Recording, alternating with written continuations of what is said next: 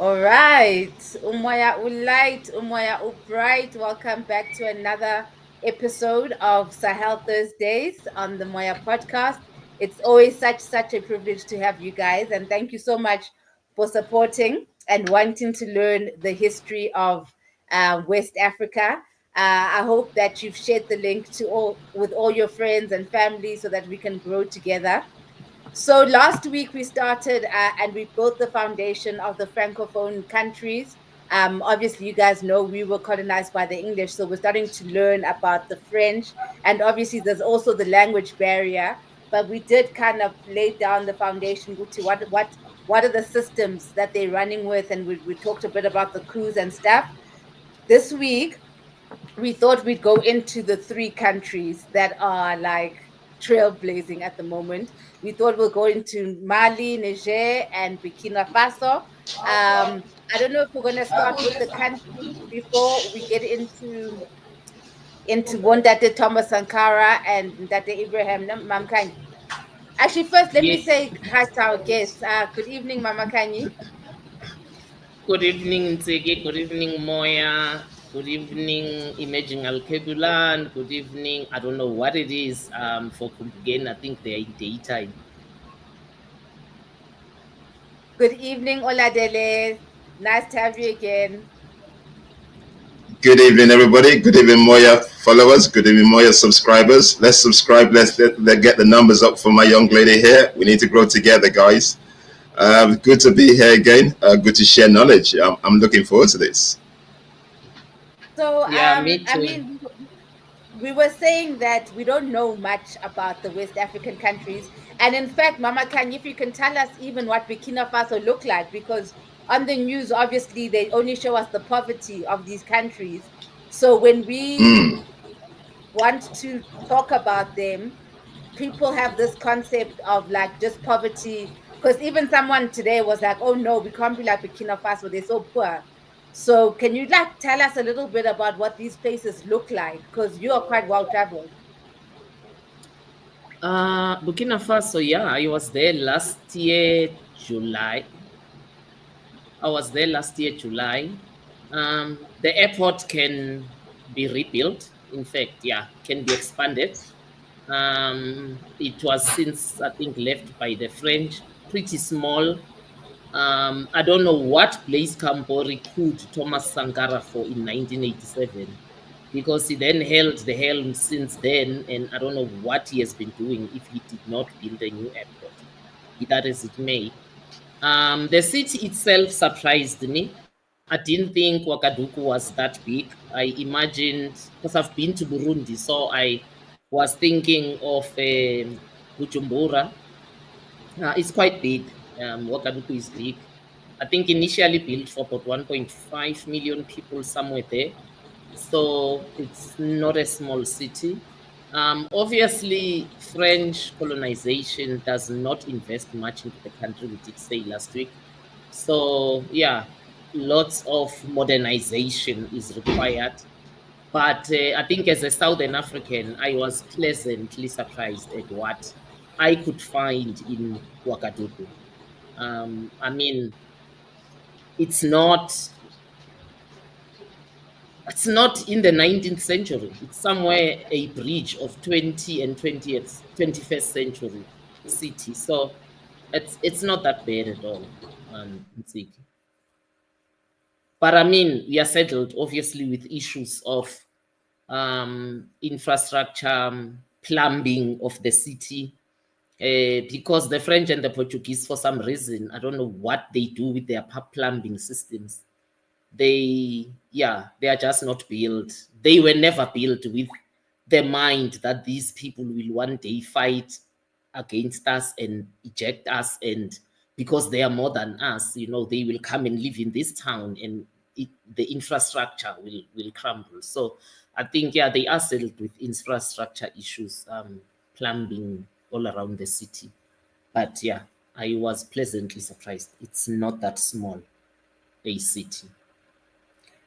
When you go out, we didn't drive too much out given the terrorist attacks. I think we drove out an hour 30, if not just under 2 hours. from Ouagadougou. Beautiful country. Beautiful people. Extremely welcoming. Yeah. I think, yeah, leave it at that. All right, so let's jump straight into today's lesson. I think Oladele, can you give us some history on Niger? Who is Niger? You basically give us story time, because, like we say, we don't know much more than South Africa. So can we unpack and break everything down for us?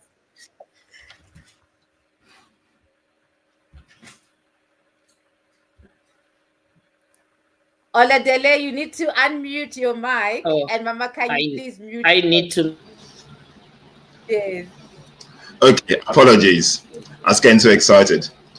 Obviously, as a Nigerian, sometimes with the French history, we never taught it, so we don't bother to look. And this is basically what we need to do. So for today's event, I had to go do some research, a little bit of history about Niger. Pre-colonial Niger. Niger spans from ancient times to the 19th century and includes various civilizations and empires.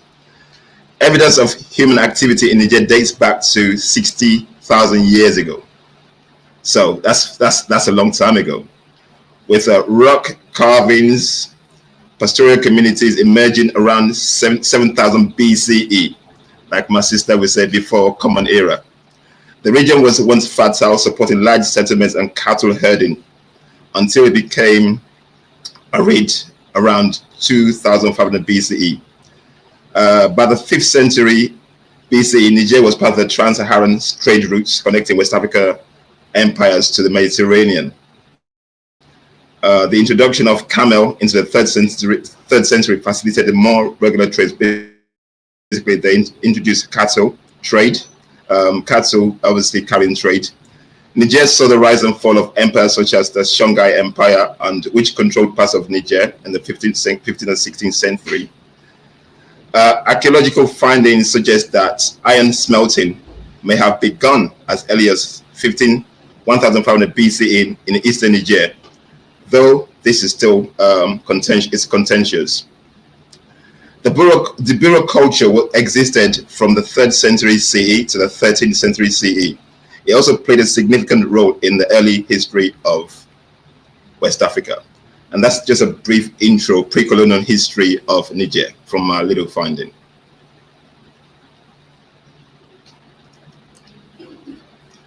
Yeah, you want me to carry on? In terms of post-colonial history, should I go to the post-colonial? Yeah, okay. Obviously, Niger gained independence from France, the nemesis, on the 3rd of August, 1960. For the first 14 years of its independence, Niger was run by a single party under the presidency of Hamani Diori, who led the PPN, the Progressive Party of Niger. A combination of devastating droughts, accusations of rampant corruption led to the military coup that overthrew Diori's regime. Lieutenant Colonel Sani Conte, a small group of military rulers, took over the country until 1987. Conte's death Conte was succeeded by his general. Let me see. Kinchi was actually killed by his chief of staff, who succeeded him basically in another coup. So just to sum it up, Niger, they've experienced a lot of political instability through the military rule since 1981. Obviously, based on what we're talking about today, the military rule instability is basically part of the hegemonic control. Obviously, once France is not happy, they tend to help regime change and basically change countries. Obviously, most Africans have gone through serious coups like this. So Niger is no exception, because basically, if a particular rule is not doing the bidding, what the hegemonic powers is actually get in there and change rulers so that they can basically assert control over these countries. And this is basically what Niger, as of 2025, what Niger is basically is kicked the French out of the country. And this is basically why we're here today, to actually discuss which way forward for these regions. Do we go back to democracy, or do we stick to the military? Is that the way forward? So that's basically what's led to this discussion. But in terms of the history of all Africa, to be honest, is basically about instability by hegemonic controls and the leaders doing the bidding to serve the imperialist powers. If we don't do the bidding, they get rid of our leaders, and this is basically why we are here today. So Niger, we're talking about Niger, we're talking about Mali, we're talking about Burkina Faso. What they're doing right now is being an exception to the rule, and basically saying to the West, so do you lot, we need to take control of our trajectory, and that's why we're here today. Thank you. And do you know what minerals are in contention there? Because obviously the French are not there just for nothing. Oh, please unmute. One of the biggest minerals there right now is uranium. That is the biggest one that France wants to lay hands on. Obviously, France has, basically, I was reading, before I came on, I was actually reading. France had the most nuclear reactors in the world. They have the most, and they get the uranium directly from Niger. Make that sink in. They have the most nuclear reactors in the world. But where did they get their uranium from? From Niger. And then they tell us that East African countries are poor. So for France to succeed, to be the best, they had to suppress the resources or get the resources from other countries. Yeah, that's the key point there. I will go back to that in a bit, but that's basically the main resource that France is contending. That's basically why they don't want to let go. Thank you. So that's it. It's the nuclear. Yeah. Mama, can you tell us about Mali and what's happening in Mali, the history of Mali, and where we are now politically and what it means? Thank you, Ntsigi. Mali pre-colonially was a thriving empire established around early 1200s and came to its demise around the 1600s. You should remember that France, Portugal, Spain have been here from around the 1400s, joined by the other European powers. Mali was known for its gold, even pre-colonially. It was a very vast empire. It started on the Atlantic west coast, and it stretched all the way into the savannah. When we say the savannah, remember, there is a North Africa with the Sahara Desert. Then you have this Sahel region, which is a belt that separates the desert from us, the rich savannas, where we have rainfall and not if we are not desert. So it stretched all the way. Mali was huge. And even their buildings, it hosts one of our earliest universities, the University of Timbuktu. They were known for their buildings, I think, which Mali still epitomizes today.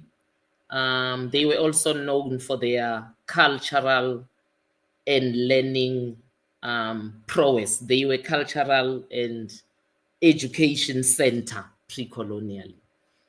They were colonized by France. They got Islam had already got into them. Let's not forget that part. Islam landed here in 639. So by the time Mali flourishes as a pre-colonial empire in 1200, they already by and large Muslim. They got their so-called independence from France in 1960. And actually, until around 2008, they were always cited as a shining example of stability in Africa and as a country that was doing well, peaceful, but France had not left. Don't fool yourself. We talked about this last week. So the French deferred troops were still there. Why? What happened around 2008? Because you cannot analyze Mali outside of two terrorist, fundamentalist, jihadist organizations called Al-Qaeda and ISIS. What gave rise to Al-Qaeda and ISIS? I don't want us to lose sight of that. If Gaddafi was not killed, Al-Qaeda would not have had a strong foothold through Mali, through Niger, through Burkina Faso, because when Gaddafi died, the Tuareg people who are semi-nomadic, who were they are also found in Libya, they are found in Niger, they are found in Burkina Faso, they are found in Algeria. So when Gaddafi was killed, they had weapons at their disposal. Remember, when a regime falls, armories, it depends who's there first before the others. So some armories are stolen. So they stole the armories from Gaddafi, so they were armed. So they then started fighting in Mali for a separatist state. Why did I drag ISIS into it? Because the invasion of Iraq, based on a lie by George Bush that there were weapons of mass destruction, also created ISIS. And also the regime change tactics of America in Syria, wanting to depose a legitimately elected government because they want to install a puppet, also gave rise to ISIS. So through Iraq into Syria, we get ISIS. And both groups and Al-Qaeda, we have now pockets of them operating in Africa, even in northern Mozambique, we have ISIS. So that's what happened to disturb the so-called tranquility of Mali. So I have structured my research around the colonel, the current leader who has couped, Colonel GOITA. I know that most people know Captain Traoré. May we please know Colonel GOITA of Mali. He is said to have couped in 2021 May.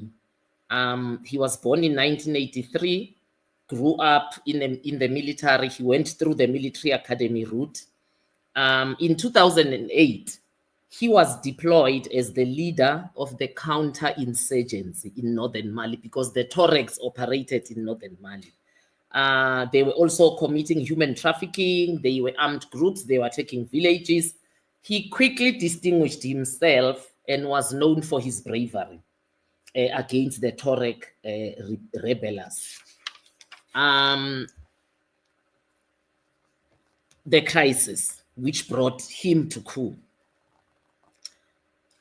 It's said that the crisis in Mali is more a crisis. They call it ethnicity. I call it nation groups because I don't know what is an ethnic group. I think we were all nations just downgraded into ethnicities so we can be chiseled into these false nations. I mean, if you take Abatswana, for example, you can't call them an ethnic group because Baruping, Batlaping, Barolong, Bakwena, etc. Those are the ethnicities. Batswana a nation.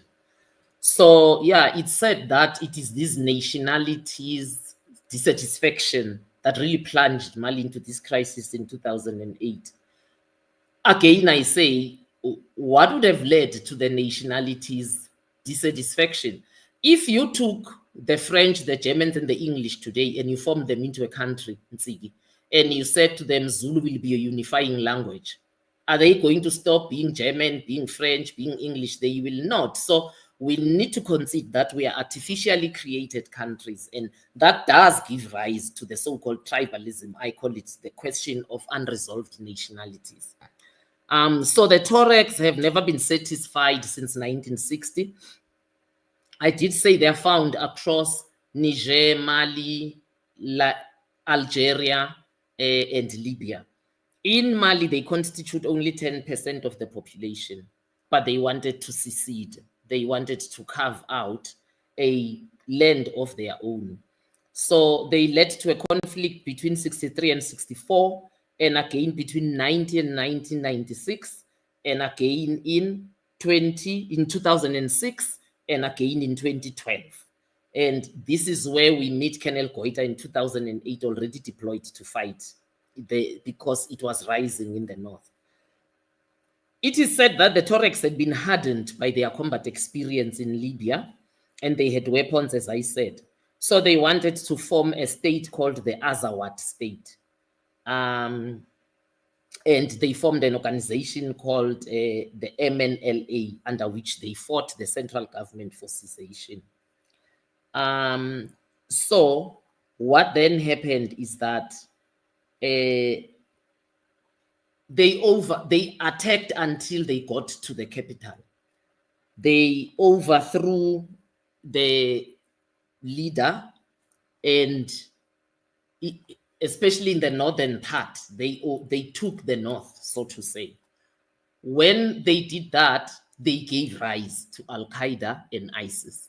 Because remember, while they are not sure if we shouldn't call them terrorist organizations, I mean, they attacked villages, but not as Al-Qaeda and ISIS in terms of being an international group. When they did that, in that coup of 2012, they opened a gap for these two groups to come in. So when these two groups came in, they captured Gao, which is one of the big cities in the north. When these two groups came in, they then declared war on all foreign arsenals. They declared war on the government. So we see Colonel GOITA then deployed to fight them, and his strategy winning. The French also came in, and I mean, the French were protecting their interests. I know you asked Oladele, what is in Mali? What were the French protecting? Mali is the third largest gold producer in Africa. The uranium mines that Oladele talked about in Niger, they are close to the border of Mali. So any disturbance in Mali or any civil uprising or civil protest threatens to spill over to Niger, because I mean, they are both controlled by France. So those uranium mines are closer to their border. It is said that before the coup of 2023 in Niger, 50% of the raw material that is used in the French nuclear power plants came from those uranium mines. So that's how the history of both then interact with one another. So the UN also came in 2013 through something called MINUSNA. Short, it was a UN peacekeeping force deployed there for protection of civilians and to restore order. I want to come back to the term peacekeeping at the end of this, so I stay in the flow. That was in April 2013. They had 17,000 personnel. In 2015, the Tuaregs agreed to a peace treaty in Algiers, but they broke that peace treaty. I mean, they have never stuck to it, and the government has never been able to enforce it. So by July 2020, there was a citizen uprising started in the capital, and it really spread throughout Mali. People were dissatisfied with how the central government was handling the issue of the Tuareg rebels, but also of ISIS and Al-Qaeda, these terrorists that had now seeped into the country. So again, let's remember, we are talking neoliberalism, neocolonialism, because had it not been for what America had done in Libya, in Iraq, in Syria, we would not be having these people that we are now incurring as Africans. So in August 2020, Colonel GOITA instituted a coup. France and the West threatened sanctions, ECOWAS threatened invasion, but Colonel GOITA and the military were themselves not satisfied with what MINUSCA was doing to assist in quelling this rebellion and protecting the citizens. They were saying they're protecting, but also the French troops weren't helping much. That was their qualm. But they appointed a government of two civilians, the president and the prime minister. So Colonel GOITA became the deputy prime minister. They were tasked with holding elections within 18 months and to reform the constitution. What happened after this 2020 coup is that Colonel GOITA, because they distinguished themselves, I mean, everybody knew this was the go-to person. He commanded authority. He knew, at hindsight, he knew where Mali should be going, but he also knew security and defense. So in that impasse, the foreign powers that were dealing with Mali didn't go to the president, who was a civilian. They actually came to him. That rose a power struggle, so to say, between him and the civilian president. But it is said that he was very clear that until the armed rebellion is quelled in Mali, we can't even begin to talk economics or peace, because you cannot have economics and peace when we are under attack from within. He also, the researchers say, was very non-negotiable on the fact that the military government cannot be there to stay. It has to transition to civilian rule, contrary to what we are told that he wants to stay. So in May 2021, the president that they had helped come to power through the coup, while he became a deputy president, announced a reshuffling of the cabinet and took him out and the other military rulers. We can already just think who could have been behind that doing. So on the 25th of May, they could, and then they announced that the president had not followed the agreed upon interim constitution of the time, because as deputy president, he should have been contacted, but also he was tasked specifically with government appointments. So it was not the president's place to reshuffle and exclude them. So when the president and that minister were under capture, they both resigned, which then catapulted him into power. Again, we get the condemnation of the West. France now didn't threaten sanctions, they sanctioned, and they also announced that they are going to withdraw French troops that were assisting to quell the terrorist attacks. And I think, being GOITA, I would have just been shocked that this thing has been going on from around 2008. Like, there's been the UN, there's been you, France, but nothing has been happening. So when we are threatening to withdraw your troops, like, exactly what I'm threatening, it's over 10 years now that this thing has been going on. So Colonel GOITA then made an announcement and said France was inciting the neighbors to take a hard line against Mali. That would have been Burkina Faso, Chad, the Sahel countries. At that time, France, through its foreign minister, issued derogatory remarks against the military government, and GOITA was not going to play that game to be a boy of France. So in January 2022, he expelled the French ambassador to Mali.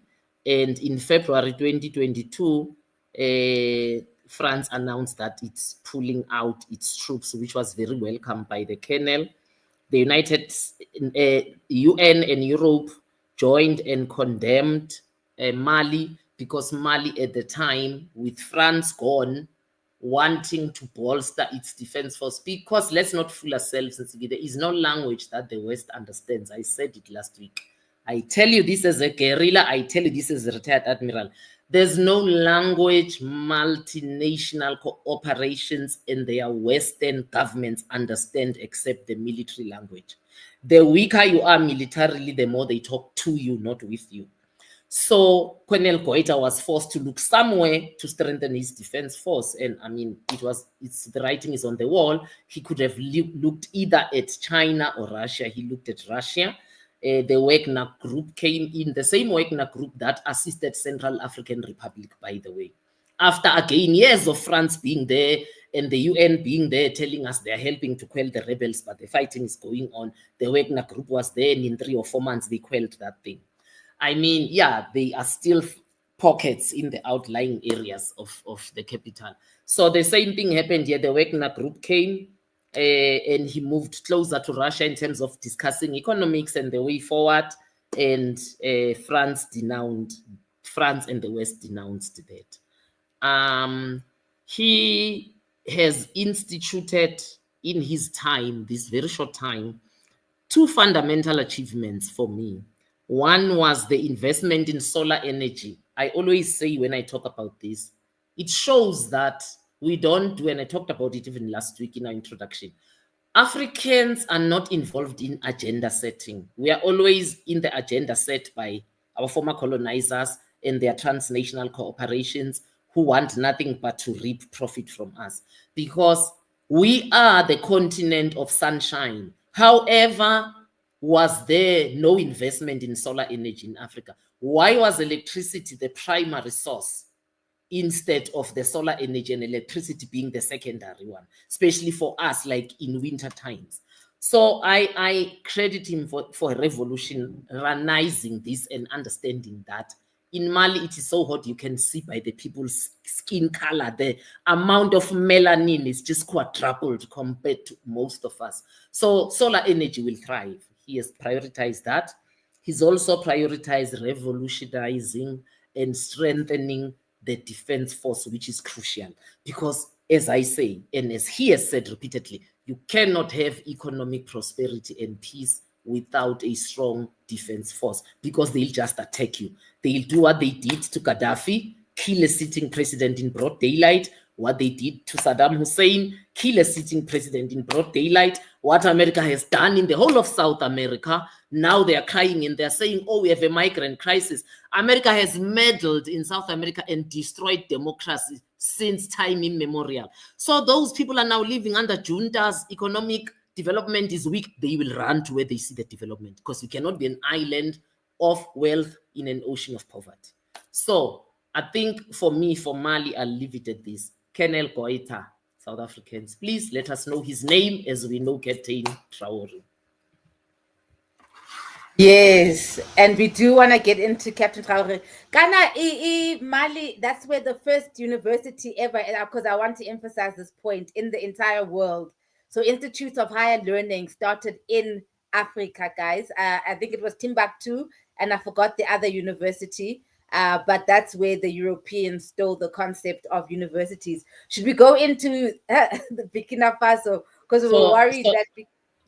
Quickly before you go, Timbuktu is Mali. Ah, really? So Timbuktu is the African name? So Timbuktu, the university was in Mali, so is the town. That's why when I shared their thriving history from 1200 to around 1600, I did say they also hosted one of our major universities, the University of Timbuktu. Yes.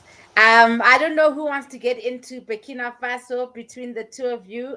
Do you want to start, Oladele, and then Mama Kanye will come in? And then Mama Kanye, she can crown it up. So let me start. Okay, Mam Kanye, you are our leader. Oladele, okay. I want to come in with the Sankara years. Can you take the period before? Did you get to that? Okay.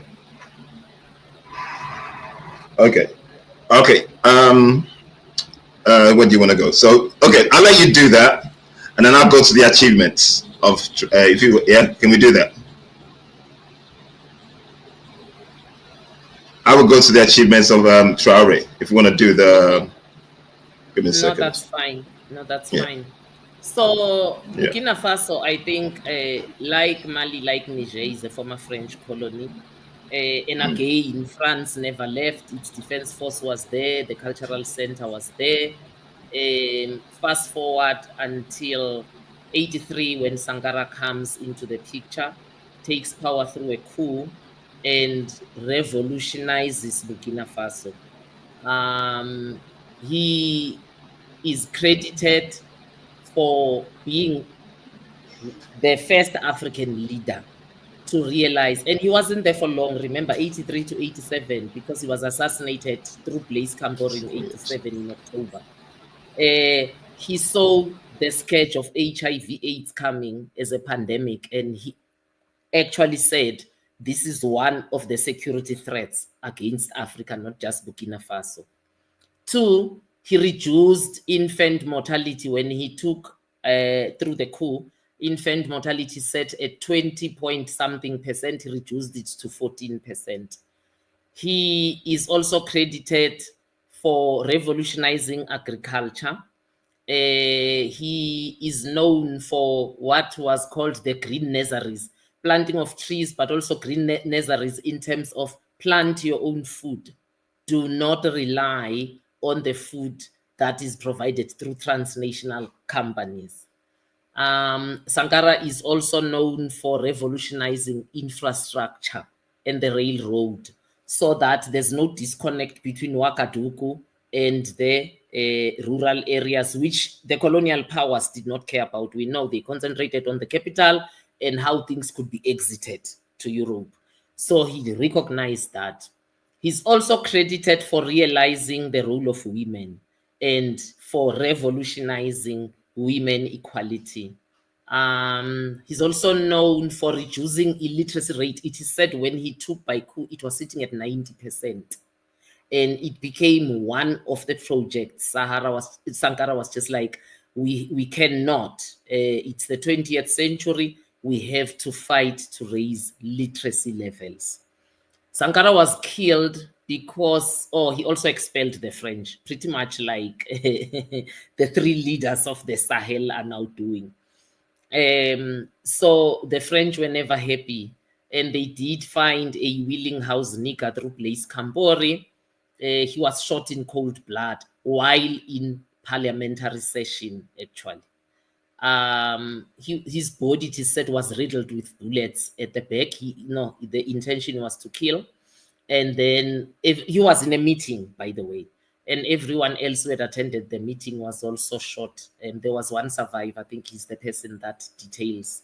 We all know, fast forward to 2017 and to recently, when Blaise Compaoré was taken out of power, and there are things that have surfaced and come out that the French Secret Service is implicated in the killing of Thomas Sankara. And we know that the French Secret Service would not have worked alone. They are always in cahoots with the CIA, with the British, the MI6, and the rest. Blaise Compaoré then took power. Sadly, that when you're a house nigger, you're truly a house nigger. He reversed almost everything that Sankara did. It's almost like Sankara's name became a swear word. People weren't allowed to refer to him, to refer to the achievements. He even moved the seat of government to about an hour away from Ouagadougou. But I say, for me, that's the cowardice of a house nigger. He didn't trust that people would not get to him if the seat of government was still within Ouagadougou. He did nothing. I actually went to the place where Captain Thomas Sankara was shot. May he not rest. People normally say, may he rest in peace. In African spirituality, we refuse that nonsense. May he not rest until Burkina Faso is totally delivered from the clutches of French control and the terrorists or fundamentalists, Islam fundamentalists. So I went to the place. It was lying in waste because Blaise Compaoré did not want to uphold that legacy. And it is only now under Captain Traoré that they are installing a, what do we call them, a memorial in his honor. But for now, truly, it's just nothing. It's the place where he held the meeting. Not even, it's not a rich, I'm looking for an English word. It's not opulence. Sankara was not about opulence. So even the offices he was using as government were not opulent. So you'll see the day you get a chance to go, again, Oladele, I know you guys want to go. It was really a simple government building, which Blaise Compaoré allowed to lie in waste. So yeah, that's the Thomas Sankara legacy. So I think it's safe to say that the three leaders of the Sahel are upholding the Sankara memory. And they've decided to come together because into what is called in English, the CSS Confederation of the Sahel States, led by Colonel GOＩTA, by the way. That's why I'm saying we should know him. He's the leader of the CSS, not Captain Traoré, because he's higher rank. He's a colonel. So they've decided to come together to uphold that legacy, because truly what he achieved in 4 years is what some democracies like Ghana since 1957 have not achieved. We haven't achieved what Sankara achieved in the last 30 years of the so-called democracy. And he's lambasted that it was a military government, but he achieved so much. So I think I'll leave it there and allow my brother Oladele to come in. Just before he comes in, one of the things I forgot to mention that Colonel GOITA has done in Mali, he downgraded the French language as the official language into it's a language, it's a working language. So it's a language we use for work. It's not an official language because, I mean, we have our own languages. Thank you, Nsigi. I'll give over to my brother Oladele.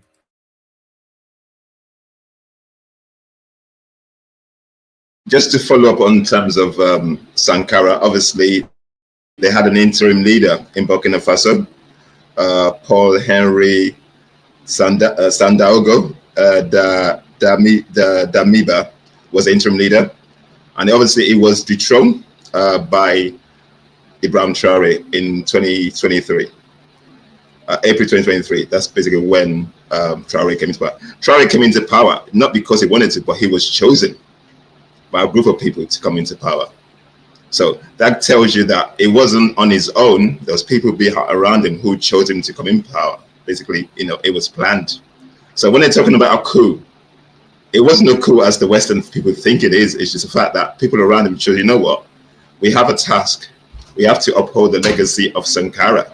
So you are going to be the leader. Obviously, he has some qualities that looked upon that, brought him to become an elder at the age of 33. He's 36 now. So that's basically how Traoré came into power. What I'm going to emphasize on is he's been in power for 2 years, just 2 years. In as much as we're trying to focus on all three of them, but obviously, Mama K is talking about GOITA. The Niger president has only been there about a year, so there's not much to talk about at the moment. It's not that we've been listening, but there's not much there at the moment, but they're still doing stuff which we're going to talk about. But in terms of Traoré, he's been in power for 2 years. Burkina Faso's GDP has grown from approximately 18.8 billion to 22.1 billion in 2 years. He has rejected loans from the hegemonic powers, the IMF, the World Banks. He said, I don't want those loans. He's reduced the salaries of his ministers by 30% and increased salaries of the civil servants by 50%. So, yeah. He paid off Burkina Faso's local debts, basically completely paid off. He has established 2 tomato factory processing plants, the first ever in Burkina Faso. In 2023, he inaugurated the state-of-the-art mine to enhance local processing capabilities.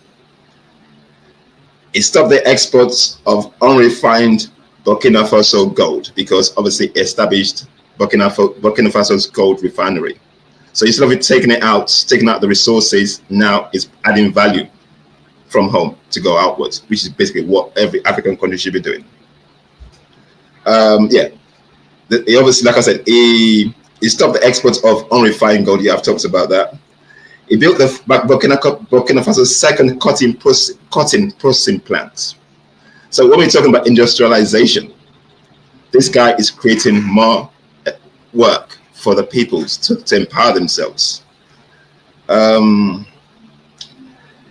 He also opened the first ever national support center for artisanal cotton processing to assist local cotton farmers. He banned the wearing of the British legal wigs and gowns. I posted this on LinkedIn a couple of days ago, where they use a local fabric to basically create their own judicial gowns. That was brilliant. So I love that. He prioritized agriculture by distributing over 400 tractors and 239 tillers, 710 motor pumps, and 740 motorcycles to the local stakeholders. So when we're talking about achievements, instead of them buying limousine, the best state-of-the-art cars, basically what they're buying is tractors and tillers and pumps to ensure there's food security in Burkina Faso. What he also did, he provides seeds, to the farmers. And he's talking about seeds, not GMO seeds, but proper seeds. So increase the agricultural outputs. Tomato production in Burkina Faso increased from 315,000 metric tons in 2022 to 360,000 metric tons in 2024. Millet production rose from 907,000 metric tons in 2022 to 1.1 million metric tons in 2024. Rice production increased from 280,000 metric tons in 2022 to 326,000 metric tons in 2024. He also banned French military operations in Burkina Faso. He banned the French media outlet, which good riddance. He also expelled the French troops from Burkina Faso. At the moment, his government is constructing new roads. They're widening existing ones and upgrading gravel roads to paved surfaces. He is building a new airport, which is expected to be completed in 2025 with the capacity to handle over 1 million passengers annually. That was just done in 2 years. What else can I say? Yes, sis, that's amazing. You know, it's so wild because we were listening to Mam Kanye talking about Sankara and the legacy. I didn't realize that he was only in power for 3 years. So that's quite powerful. So now I saw a question here in the questions, but you kind of answered it about how the 3 countries now formed an alliance. Maybe we go into Colonel GOITA again and how this alliance came about.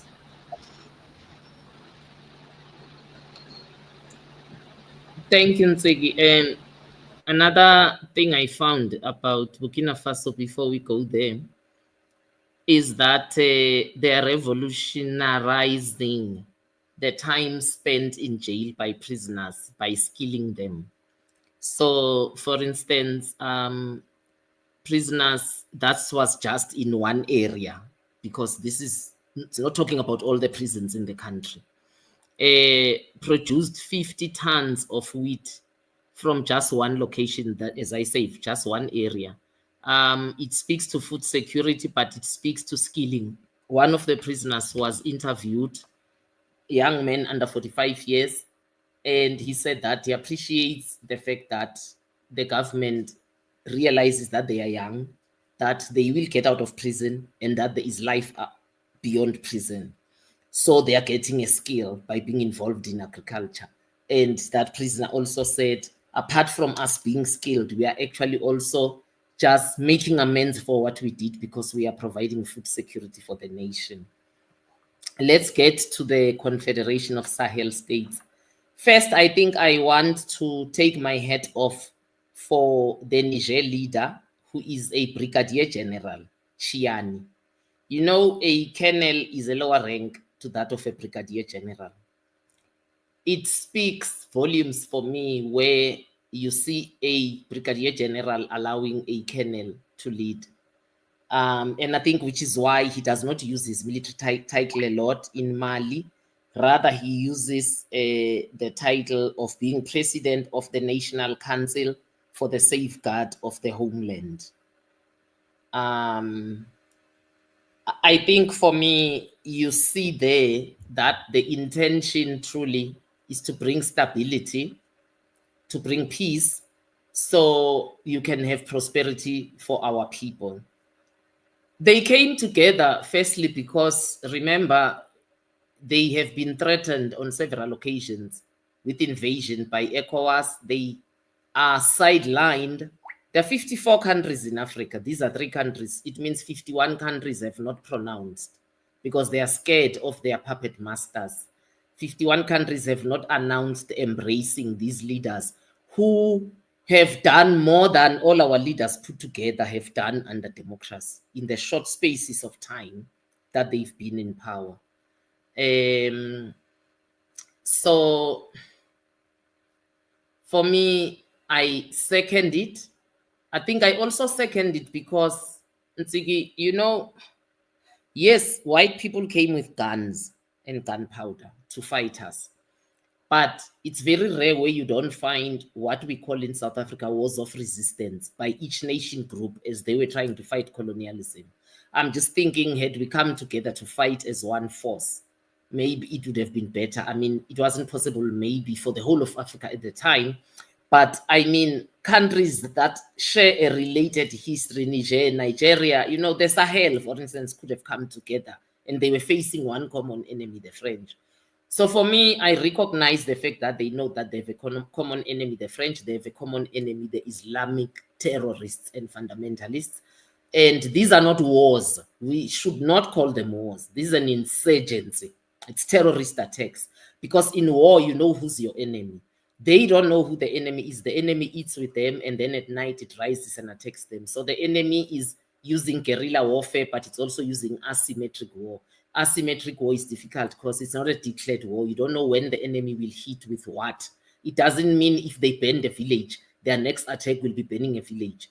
Their next attack could be shooting at a bus full of school children, you know. So they understand that, and they know that they need one another, which for me says a lot about Africans, because unity has been our curse as African people. We scarcely unite for the goodwill of our people. So I think that's what I would say about the Confederation of the Sahel States.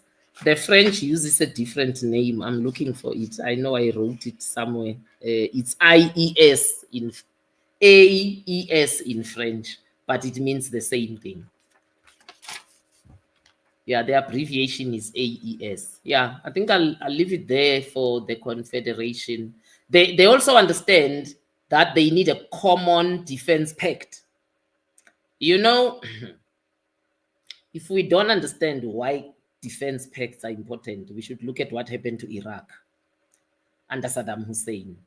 The US asked the UN for the right to invade Iraq. It was denied. And the UN still invaded Iraq without UN sanctioning, based on a lie that there are weapons of mass destruction, which we all know in hindsight were never found and they were never there. And they knew even going to the attack that they are not there, it was an excuse. But did the British not join them in Iraq? Because these are agreements under NATO. It's a pact. That's why the West always agrees with one another on something. That's why they were all funding Ukraine, because they want Ukraine as a NATO member. Because if Ukraine joins NATO, they are then can deploy their nuclear arsenals and weapons at the doorstep of Russia. So defense pacts are very important. I don't know of any other African country that is a defense pact with any other African country. That shows you how much we are still colonized. These are the first. This is a revolution. These are the first African countries to go into a defense pact with one another. If you attack Niger, you are attacking Burkina Faso and Mali. If you attack Mali, you are attacking Niger and Burkina Faso. It is groundbreaking. I love it. And as we start to wrap up now, we come to the question of, were the military coups necessary? Was that the only way that it could have happened? Oladele, let's start with you there. What I'm going to go with, actually, doing a little bit of research, there are two types of coups in Africa. You have the anti-imperialists and you have the opportunists. Okay. I have about how many? I've got a few leaders here. So Ibrahim Traoré was an anti-imperialist, basically. He came in to expel the French military occupation. He came in to take over his resources. He liberated the western regions of the country from terrorists. And obviously, he carried on the legacy of Thomas Sankara. That is an anti-imperialist leader. Obviously, we talked about ASSIMI GOԻTA. He's the same. Same thing, kicked out the French, banned all the complicit NGOs, changed the official French language to African languages. And obviously, like Mama Kanye said, obviously, it's been the first solar power plants in Mali. And also reclaimed gold worth about 254 million. I talked about this last week from the mining companies who were trying to keep the money, but didn't want to pay no taxes. So that's another anti-imperialist leader. Then we've got Abdourahamane Tiani. Obviously, he came in at July 2003. Also, same reasons, just like the other two. Anti-imperialist, French, getting rid of the French occupation, getting rid of the AFRICOM Center in Niger, expelled those who were trying to control the Iranian mines, so he got rid of them. He reduced the healthcare charges by 50% and made childcare free for people. And obviously, another legacy of Thomas Sankara. So, like Mama Kay said, basically they follow the Sankara blueprint. Then you got the opportunists. We heard about the coup that happened in Guinea, 2021. You got Mamadi Doumbouya.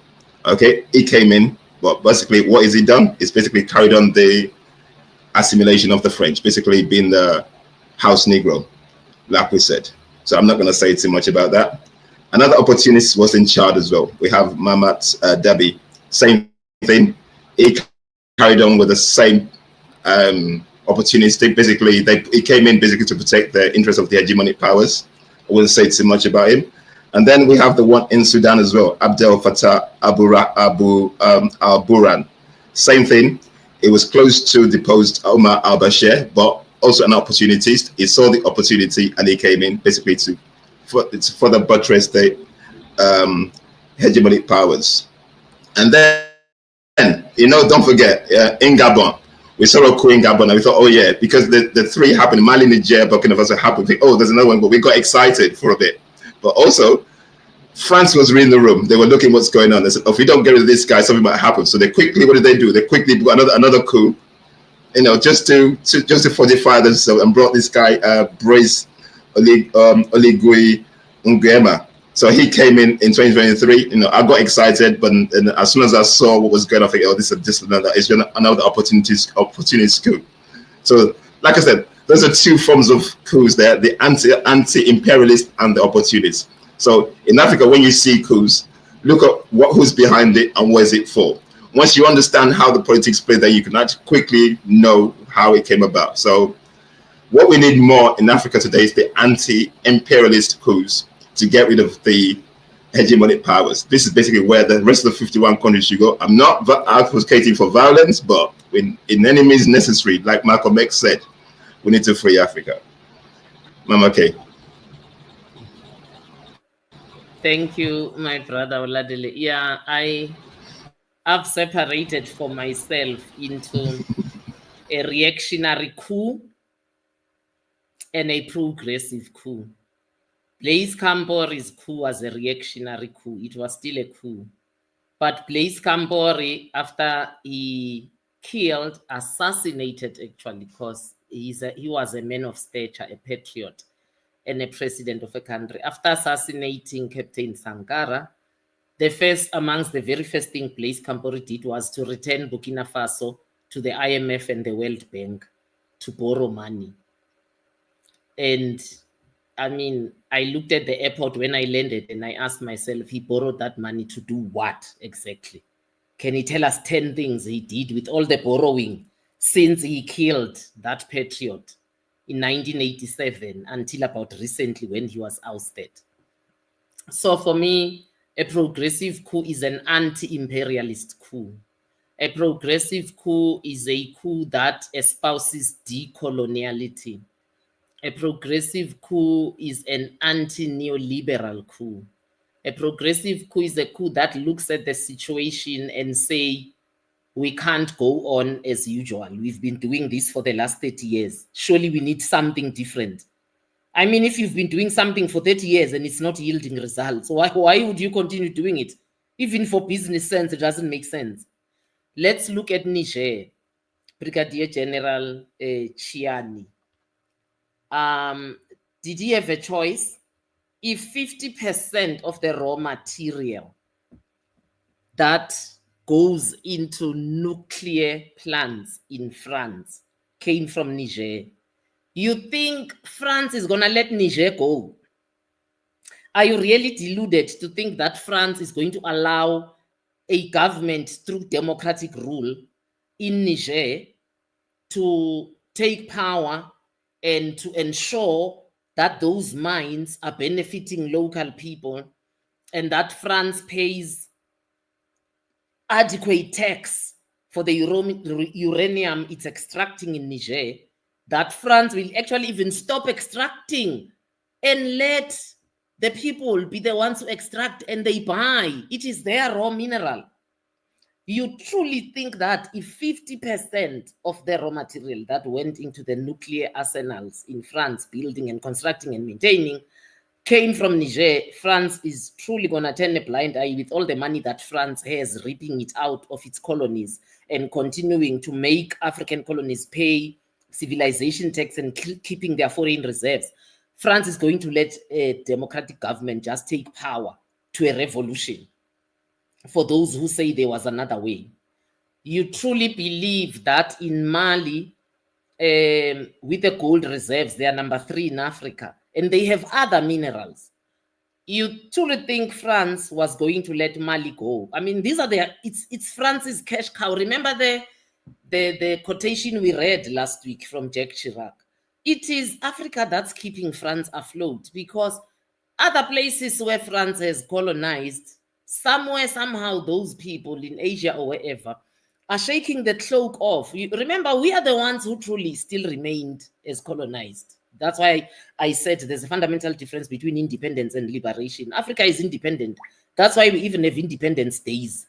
Independence we are given. That's why we're given by our former colonizers. Even those who fought like us, at the end of the day, you were given through the Codesa talks. Zimbabwe was given through the Lancaster talks. So independence we are given, but not liberation. And liberation is about a revolution. It's about decoloniality and anti-neoliberalism and anti-imperialism. You truly believe France was going to just let these 3 countries go and just do what? Twiddle its thumb. Because if these countries go, takes a big chunk out of France's economy. So for me, there was no other way. These coups had to come, but I'm happy that they're progressive coups. It's not coups that are inviting France back. It's not coups that are elevating the French language. It is not coups that are allowing transnational corporations to continue underpaying workers and reaping profits and dodging taxes like it's happening in our countries. So for me, you know, these are not reactionary coups, they're progressive coups, which every self-respecting African should be embracing. It says a lot about our government, starting with ours in South Africa. The fact that we were a guerrilla liberation movement, which became the ANC, which I was never part of, by the way. I ended my journey with the ANC as a guerrilla, not when they became a political party, because through the Codesa talks, I could just see that this thing is going nowhere. Now, for a guerrilla movement not to understand the difference between a progressive coup and a reactionary coup tells you that the puppeteer masters in South Africa are in charge, not government.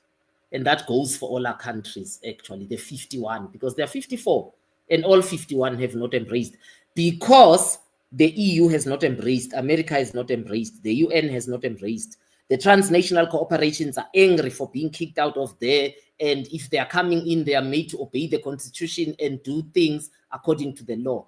Because all of those people have not embraced, we cannot embrace, because we are just but puppets as 54 African states in a chess game. Hectic. In fact, you know, this week I saw the Ghanaian president went to go see Le Capitaine. So I don't know if he's going there on behalf of being black or on behalf of the white people. But I did see that that development. Thank you to all the comments in the comment section and all our teachers in there as well. We do see you. I see you're saying that we should invite Franklin Nyamsi. And if you can, please email me his details because you obviously know who that is. That will be most helpful. Are there any closing parting shots, Oladele?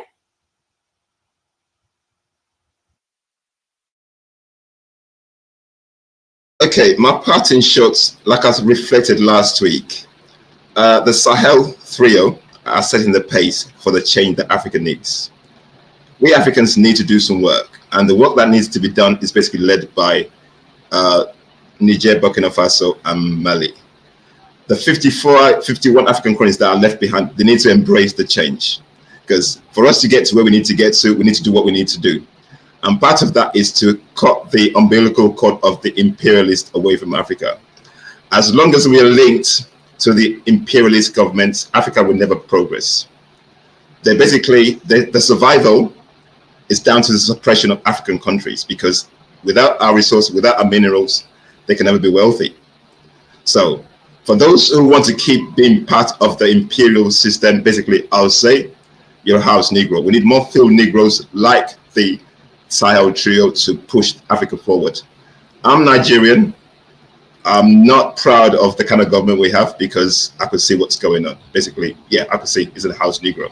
So we need basically all 51 African countries to basically, you know what? You're not going to do what's not been done. They set the pace in motion for you. All you got to do is embrace them and just follow the blueprints. Just look at what they're doing. For Africa to be free, we need to be completely free. We basically need to get rid of the impunity of the imperialists from our continent. We're not free, basically. Our curriculum, religion, everything that we embrace in 51 in all the countries are all imperial, neo-colonial. Africans, we have work to do. Let's stop being lazy. Let's do the needful for the sake and the legacy and for the future generations to come. I'll end on that.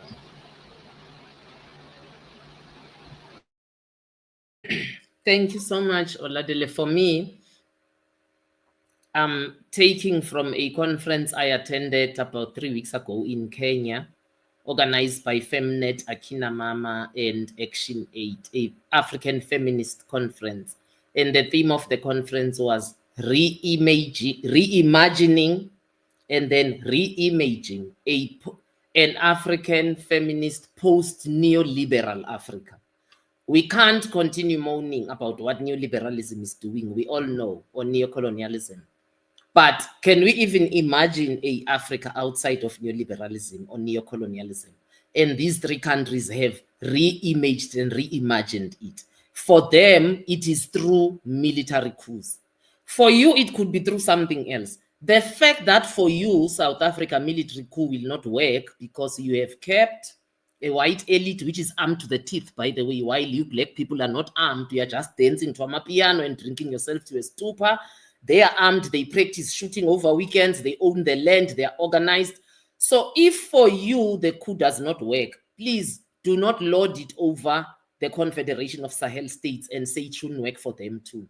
For them, that's how they re-imaged a post-liberal and post-colonial Confederation of Sahel states. Find yours. Instead of pointing fingers, find yours. What's the South African reimaging and reimagined post-neoliberal and post-neocolonial South Africa? How will it look like? Who's the center vehicle that should drive us? For the Confederation of Sahel states, it's their defense forces that are driving them there. Because of France having built weak government institutions by continued interference. We didn't say that, my brother Oladele. So the defense force emerged as the sole organized institution. So let it drive, because the governments have proved to be inefficient and weak. They are bought by France, they are threatened by France. So let the military vehicle be the driver to their post-neoliberal society. What is the driver for us in Tsigi? What's the driver for Nigeria? My brother Oladele, what's the driver for Eswatini? What's the driver for Botswana? What are the drivers for you guys? They've pointed theirs out. And they are creating, by the way, I know we are refusing to accept it. They are creating a post-neoliberal and a post-neocolonial society where they are, starting with the French language. It's not happening for us. So for me, that would be my parting shot. Oh, there is just one more. There is one more question. Yes, my question to our panel is, can we achieve freedom in Africa with democratically elected governments, or must we all have military coups? I think I've just answered that. Maybe the question came as I was talking. I've just answered it. It depends on the situation in your region. For the Sahel, as I say, France has interfered and taken control so much. I mean, imagine if your foreign reserves, your foreign is kept in Paris, and we are paying billions annually for civilization tax. Your people are living in abject poverty, but you're enriching France. And because the government has proved to be weak in terms of capacity, it's the defense force that emerges as a solid institution. It is not the same for us. Our defense force is an employment bureau. We all know that. So for them, the defense force is almost always via the military academy. It is professional, which is why you see Captain Traoré Even Captain Sankara had not done it. Colonel GOＩTA hasn't done it. They have not proclaimed themselves four-star generals. So is General TCHIANI. They have not taken power and proclaimed themselves the ultimate rank in the military because they are very professional. They are professional soldiers. They know that you achieve these ranks through experience, through training. You get promoted to these ranks. You don't promote yourself. So for them, they've realized the solid institution that's coming out of this chaos is the defense force. This is the only institution we can use that is professional. What's the institution for us? I asked the question. For South Africa, could it be the defense force? I doubt it, having served there and having been a guerrilla. What other way would South Africa be? That would need South Africans to creatively come together and think. What's our way out of neoliberalism and neo-colonialism? Remembering that we have they say 13% and we contest that number a lot. They say that 13% whites, I contest that number. I think there's far few, but that's okay. Let's work with the 13% that we are giving officially. Remembering that we have a 13% white people whom we can't touch. Each time we think or breathe of touching them, not touching them, think and breathe. The West jumps. Trump jumped recently with the land issue. So for us, what would be our way out? We need to be starting to think creatively. What's the way out for Eswatini? What's the way out for Botswana? These questions might not be the same. My daughter always say, can we stop treating Africa as a country like racists do? Africa is a continent of over 1 billion people. It does have regional differences, like the Sahel. I've just outlined them. What are the regional differences we have in the South? Maybe Oladele should say, what are the ones they have in the West? Maybe that should lead to further podcasts on this issue. But yeah, I think that's how I would answer that question. Because you can't say we should all go military because some defense forces in this continent, honestly, a security section of 10 people, would disorganize that defense force. Some defense forces in this continent are so weak. I mean, it's just, you can't even call it a defense force.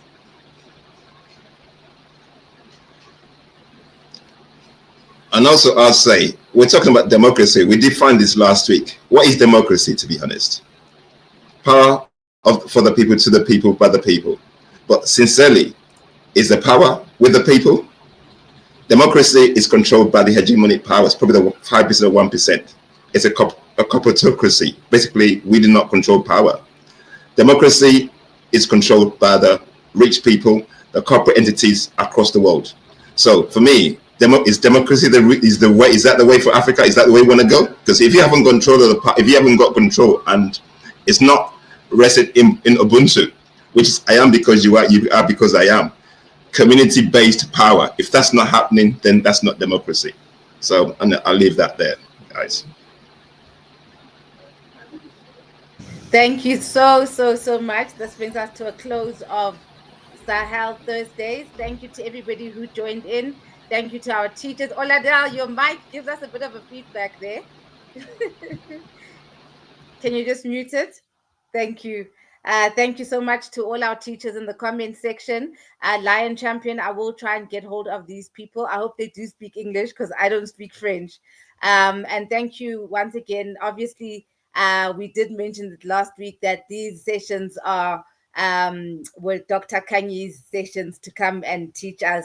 And Oladele and I are privileged enough to have been welcomed along on the journey of this. So next week, Thursday, we'll be back here, same time, same place, to unpack these politics furthermore. Please remember to subscribe to the MOYA podcast and the Emerging Kabilalan. And obviously, please, can you guys keep rooting for Mam Kanyi to be the president of the MK? I'll see you guys again next week.